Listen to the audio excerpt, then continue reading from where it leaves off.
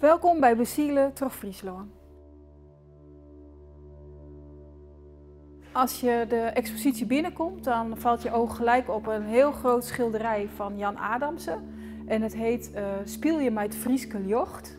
En als je een tijdje ervoor staat, dan ga je heel langzaam de silhouetten van de bomen zien in het bos. En het licht wat er doorheen valt. Het is echt prachtig schilderij qua kleur, vind ik. En waar je even langer voor moet gaan zitten. Nou, als je verder loopt, heb je ook bos en landschap, maar op een hele andere manier verbeeld. Eduard Friese schildert heel minutieus. En hier hangt een schilderij en ook aan de andere kant met bomen. Het lijkt bijna een foto. En als je dichtbij komt, zie je echt heel kleine verfstreekjes die hij in laagjes over elkaar zet. Als je dan daarnaast kijkt, zie je van Via Bauma juist een heel andere manier van landschapsschilderen. Dus veel expressiever en het gaat haar meer om de sfeer en het hoeft niet precies te lijken. Maar qua kleur past het gewoon heel mooi zo in elkaar. Hier heb je twee werken. Een beeldhouwwerk van René Otter, gemaakt van gelaagd steen, van de Friese god Njord. Naast een spiegeling van een boom in het Leeuwardenbos van Anja Zwanenburg.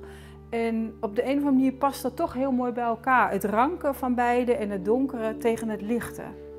Als ik me omdraai, dan zie ik daar de kerkjes geschilderd door Sonja Steensma. Allerlei typische Friese kerkjes uit verschillende dorpen zoals Pinjum, Parga, Hegebeintem. En ze heeft ze allemaal een beetje geschilderd in de mist. Ze houdt heel erg van de sfeer, dat het niet gelijk heel realistisch is, maar de sfeer van de kerkjes in het Friese landschap. En dit is dan een negenluik van verschillende kerkjes in de dorpen. Naast de kerkjes hangen 4 foto's. Die foto's zijn van mij. En ik zit namelijk zelf ook bij de FRIA. En ik heb eigenlijk altijd portretten en stillevens geïnspireerd op 17e-eeuwse schilderkunst. Ik hou heel erg van het serene, maar bij mij zie je niet de hele donkere achtergronden, maar juist meer het wit. En als je goed kijkt zit het Fries kostuum er stiekem een beetje in verwerkt. Dat zie je in de kap en in de omslagdoek. Maar ik speel er een beetje mee, dus er zit ook een 17e-eeuwse kraag gemaakt nu door een kunstenaar, Jeannette Mitselaar.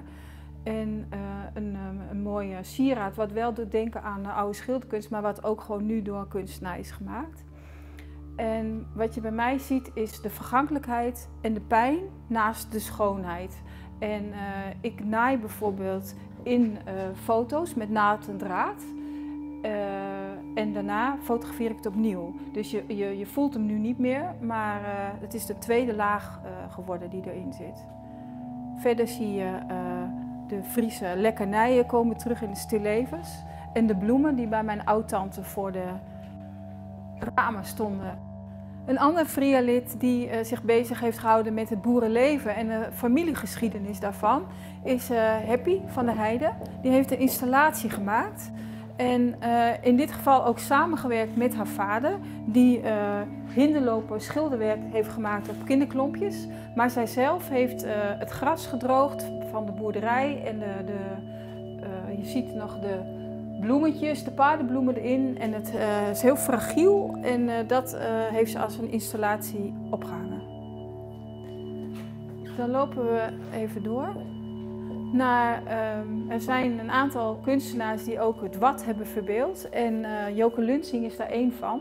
En zij heeft het ochtendwaken van het Wad, dat het nog heel donker en zwart is, maar dat er al mooie blauwtinten komen, heeft ze verbeeld met vilt. En op verschillende manieren. Dit is bijvoorbeeld heel glad en zacht, en hier is het heel ruig en woest. En ook weer met borduurtechnieken weer het contrast gemaakt, zeg maar. En nou, ik vind het heel prachtig. En een ander prachtig waddenschilderij is het schilderij van Oesje Zegel. Dat hangt hier. En daar zie je de reflectie van het licht op het wad. En dat is met kleuren redelijk zacht aangegeven, maar wel met heel veel expressie.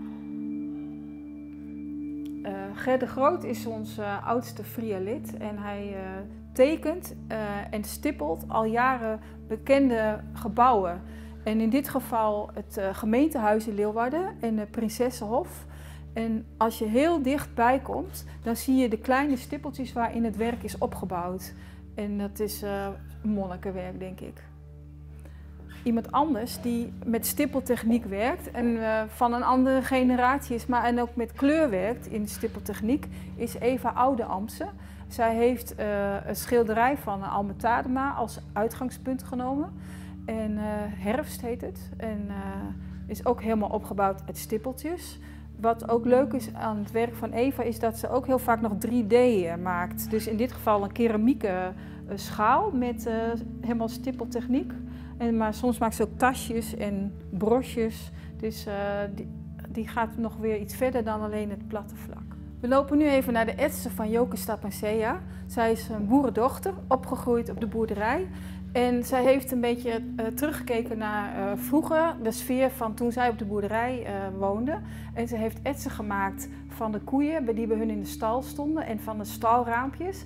En die heeft ze geprint, gedrukt op de oude melklijsten van haar vader. Dus dat komt nu een beetje weer bij elkaar, van het werk van nu en van vroeger. De Friese waterlelies komen in deze tentoonstelling ook een paar keer terug. En dat is wel heel leuk om te zien, omdat je dat op een hele verschillende manier kan interpreteren. En aan de linkerkant van mij zie je van Romy Hofstra redelijk felle kleuren geschilderde waterlelies, hard paars en groen en wit. Kleine werkjes, maar met acrylverf. En dan loop je verder en dan zie je van Henny Dijkstel zie je ook, maar dan met potlood en heel zacht. En ze noemt het zomerhitte. En dat is dus een heel andere sfeer geworden. En dan heb je aan het eind de fotografie van Han Reder. En die heeft ook waterlelies gefotografeerd in dit geval. Maar hij gaat daar wel heel bijzonder mee om. Hij heeft gewoon ze echt gefotografeerd. Maar hij heeft ook eigenlijk een heel abstract stilleven gemaakt van de waterlelie. Hij heeft ze helemaal uitgepeild, blaadje voor blaadje. En ze op deze manier weergegeven.